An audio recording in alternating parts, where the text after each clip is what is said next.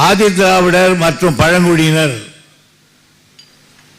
அரசாங்கத்தின் ஆதரவிலே இருக்கின்ற பெருமக்கள் அவர்களுக்கென்று ஒரு நலத்துறை இந்த மாவட்டத்திலே இருக்கிறது. அதன் மூலம் இன்றைக்கு இந்த ஆதி திராவிடர்களுக்கும் பழங்குடி மக்களுக்கும் ஏன் நாட்டில் உள்ளவர்களுக்கும் பணியாற்றியவர் அண்ணல் அம்பேத்கர் அவர்கள். அவருடைய பிறந்த நாளை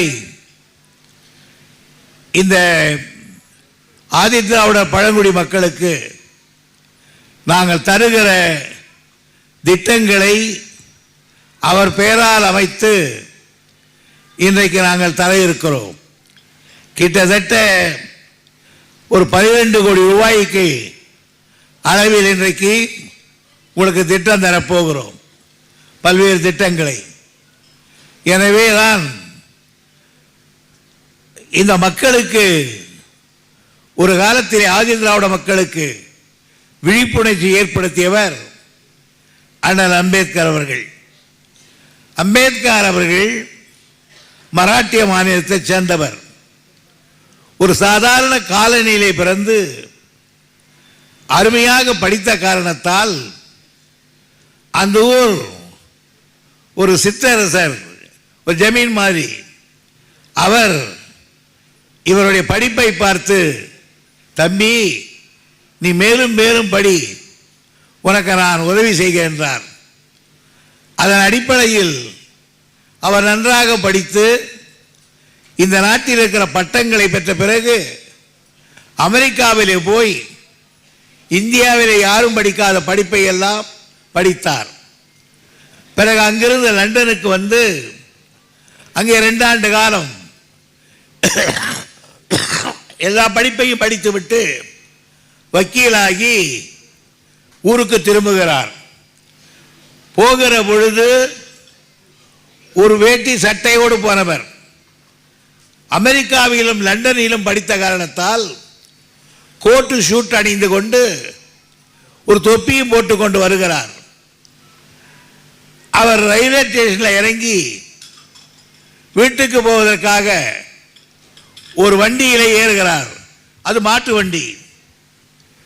அது போய்கொற நடுவழியில், ஆமாம் நீ யார், எந்த வீட்டுக்கு போக வேண்டும் என்று வண்டிக்காரன் கேட்டான். அம்பேத்கர் அவர்கள் அவருடைய அப்பா பெயரை சொல்லி நான் அவருடைய மகன் என்று சொன்னவுடன் அந்த வண்டிக்காரன் அந்த ஜாதியிலே பிறந்தவனா இந்த வண்டியிலே உட்காருவது, வண்டியே தீட்டுப்பட்டு விட்டது என்று அவரை அப்படியே கொடை சாய்த்து விட்டார். படித்து விட்டு வந்த பெரியவர் மண்ணிலே புரண்டு கிடந்தார். பிறகு அந்த ஊர் ஜமீன்தார் அவர்கள் அவரை அழைத்து பிறகு ஒரு உத்தியோகத்தை கொடுத்தார். ஒரு முறை அவரே மாதிரி பம்பாயிலே போய் ஒரு லாட்ஜியில் ரூம் எடுத்து தங்கினார். லாட்ஜிக்காரன் இடையிலே நீ என்ன ஜாதி என்று கேட்டான். ஜாதியை சொன்னார். பெட்டி வெடிக்க தூக்கி வெளியே போட்டான். அப்படிப்பட்ட கொடுமைக்கு ஆளானவர் தான் அண்ணல் அம்பேத்கர் அவர்கள். ஆனாலும் நெஞ்சு உரத்தோடு என் மக்களுக்காக நான் பாடுபடுவேன், இவ்வளவு படித்து வந்த எனக்கு இந்த கதி என்றால், படிக்காமல் காலனியிலே வாழ்கிறார்களே இந்த பிற்படுத்தப்பட்டார்கள் ஆதி திராவிட மக்கள், பழங்குடியினர்கள், இவர்கள் கதி என்ன என்று அதற்காக போராட ஆரம்பித்தார். அரசியலுக்கு வந்தார். பல போராட்டங்களை நடத்தினார். நாடு சுதந்திரம் அடைந்து விட்டது. உடனே நேரு அவர்கள் மந்திரி சபை அமைத்தார். அவருக்கு அம்பேத்கர் அவர்கள் தேர்தலில் கூட இருக்கவில்லை. ஆனாலும் அவருடைய அறிவை பார்த்து, ஆற்றலை பார்த்து ஜவஹர்லால் நேரு தன்னுடைய மந்திரி சபையிலே சட்டத்துறை அமைச்சராக அவரை நியமித்தார். நியமித்தது மட்டுமல்ல, இன்றைக்கு நாம் சட்ட திட்டங்களை வகுத்திருக்கிறோமே, அரசியல் சட்டம், அந்த சட்டத்தை கோடிபேர் பண்ணி அதை ஒரு வகுத்து கொடுத்தவர் நம்முடைய அண்ணல் அம்பேத்கர் அவர்கள். ஆகையினாலே தான் அவரை சட்டத்துறையினுடைய தந்தை என்று சொல்லுகிறோம். அவர் வாழ்நாள் முழுவதும் இந்த மக்களுக்காக உழைத்தவர். எந்த ஜாதி என்று பார்க்கவில்லை. அவர் ஏழையாக இருந்தால் எல்லோருக்கும் உதவ வேண்டும் என்று கருதினார். ஒரு முறை பம்பாயில் இருக்கிற பத்திரிகைக்காரர்கள் காந்தியாரை போய் பார்த்தார்கள். அவர் ஒரு 7 மணிக்கு என்னை வந்து பாருங்கள் என்று சொன்னார்கள். அங்கிருந்து ஜின்னாவுக்கு போன் பண்ணார்கள். ஜின்னா ஒரு 8 மணி 8:30 வாங்க என்று சொன்னார். அம்பேத்கருக்கு ஒரு போன் மட்டும் நாங்கள் பத்திரிகை நிருபர்கள் தங்களை பார்க்க வருவோம் எத்தனை மணிக்கு என்றார். அவர் 10 மணி சொன்னார். 8 மணிக்கு போனவர்கள் நம்முடைய முதலில் காந்தியாரை பார்க்க போனார்கள். அன்றைக்கு காந்தியாருக்கு ஏதோ ஜுரம் வந்து அதை 7:30 மணி வரை தூங்கி விட்டார். பிறகு ஜின்னாவுக்கு பார்க்க போனார்கள். ஜின்னா எப்பொழுதும் மது மாமிசம் சாப்பிடுகிறவர். அவர் சாப்பிட்டு தூங்கி விட்டார். ஆனால் 10 மணிக்கு வர சொன்னாரே இவர் மட்டும் எங்கே விழித்திருக்க போகிறார் என்று பத்திரிகையாளர்கள் போய் கடையிலே சாப்பிட்டு விட்டு மெல்ல ஆடி அசைந்து 11:30 மணிக்கு அவர் வீட்டு வழியாக வந்தார்கள். ஆனால் அவர் வீட்டிலே விளக்கு எரிந்து கொண்டிருந்தது. ஐயோ 10 மணிக்கு வர சொன்னார், 11:30 லைட் எரியுது என்று கதவை தட்டி கேட்ட பொழுது கதவை வந்து திறந்தார் அம்பேத்கர். அவர் கேட்டார்கள், ஐயா 7:30 மணிக்கு வர சொன்னேன், 8 மணிக்கு வர சொன்னேன்.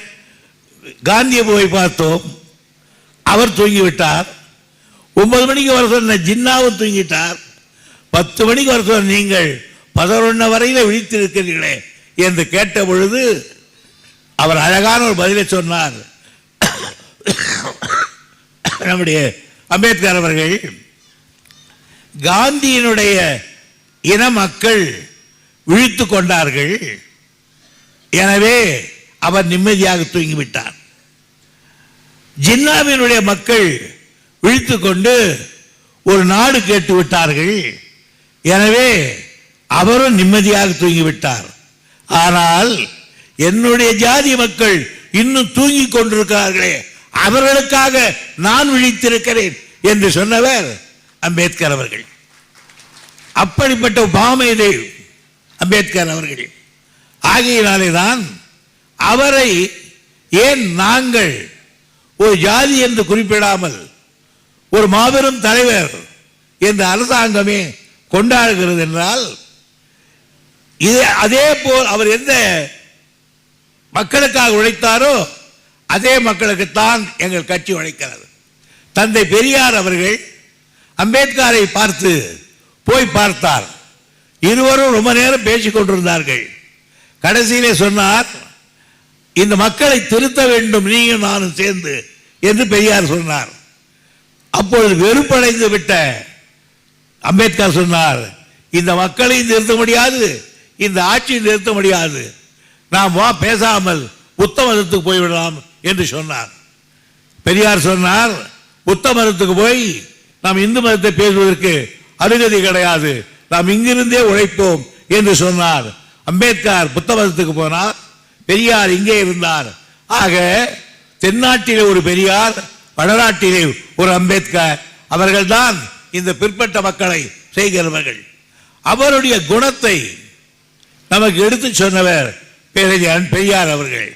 அதுக்கு பிறகு அறிஞர் அண்ணா அவர்கள். கலைஞர் அவர்கள் பெரியாரிடத்தில், அதாவது அம்பேத்கரிடத்தில் நிறுத்த மரியாதை கொண்டவர். ஆகையினால்தான் அவருடைய மகனுக்கே அந்த அரிஜன ஆதி திராவிட பெருங்குடி மக்களில் இருந்து ஒரு பெண்ணை எடுத்து கட்டினார். அந்த அளவுக்கு அதில் பற்று பாசம் உடையவர். அதே போன்று இன்றைக்கு இருக்கிற தளபதி அவர்களும் அவருக்கு அந்த அம்பேத்கர் பிறந்த நாளில் அந்த ஏழை எளியவர்களுக்கு, அந்த வகுப்பை சேர்ந்தவர்களுக்கு இதையெல்லாம் செய்ய வேண்டும் என்றுதான் இன்றைக்கு 12 கோடி ரூபாய்க்கு உங்களுக்கு பல திட்டங்களை வகுத்திருக்கிறார். ஒவ்வொரு மாவட்டத்திலும் நடக்கிறது. அவரும் இன்னும் சிறிது நேரத்தில் இந்த டிவியிலே பேசுவார். காரணம், மக்கள் ஒவ்வொரு மந்திரியும் அவருடைய ஊருக்கு போய் இந்த நலத்திட்டத்தை வழங்க வேண்டும் என்று சொன்னார்கள். அதற்காக வந்திருக்கிறோம். ஒன்றை தெரிந்து கொள்ளுங்கள், அம்பேத்கர் என்கிற மாமனிதர் ஒரு ஜாதிக்குரியவர் அல்ல, ஒரு ஜாதிக்கு பாடுபட்டவர் அல்ல. ஏழை எளியவர்களுக்கும் எல்லா ஜாதிக்கும் பாடுபட்டவர் அம்பேத்கர். அவரை யாரோ சில பேர் ஒரு அறிஞர் தலைவர் என்று குறுகிய வட்டத்துக்குள் அழைத்து விட்டார்கள். இந்தியாவின் கான்ஸ்டிடியூஷன் அறிஞர்களுக்காக உருவானதா? எல்லாம் இந்தியர்களுக்கும் உருவானது. அம்பேத்கருடைய கண் எந்த ஜாதியே இருந்தாலும், அவன் ஏழையாக இருந்தால் அவன் என் ஜாதி என்று சொன்னவர் அம்பேத்கர். ஆகையினால் அப்படிப்பட்டவருடைய பெயர் தான் இந்த மாவட்டத்துக்கு ஒரு காலத்தில் வைக்கப்பட்டது. எனவே அவருடைய பிறந்த நாளில் நான் ஒன்று சொல்லுவேன், நியாயமாக பார்த்தால் எல்லோருடைய வீடுகளிலும் பிற்படுத்தப்பட்ட தாழ்த்தப்பட்ட இந்த பிரிவினை சேர்ந்தவர்கள் வீடுகளில் எல்லாம் ஜாதி வித்தியாசம் இல்லாமல் அம்பேத்கருடைய படம் இருக்க வேண்டும். அப்பொழுதுதான் இந்த மக்கள் நன்றியுள்ளவராக இருக்கிறார்கள் என்று தெரியும் என்பதை எடுத்து கூறி, நம்முடைய அம்மையார் அவர்கள் இந்த மாதிரி திட்டங்களை எல்லாம் கலெக்டர் அவர்கள் செம்மையாக செய்கிறார்கள். என்னை பொறுத்த வரையிலே அவர் பணி பாராட்டுக்குரியது. எனவே வாழ்த்தி இதோடு நிறைவு செய்கிறேன். நன்றி, வணக்கம்.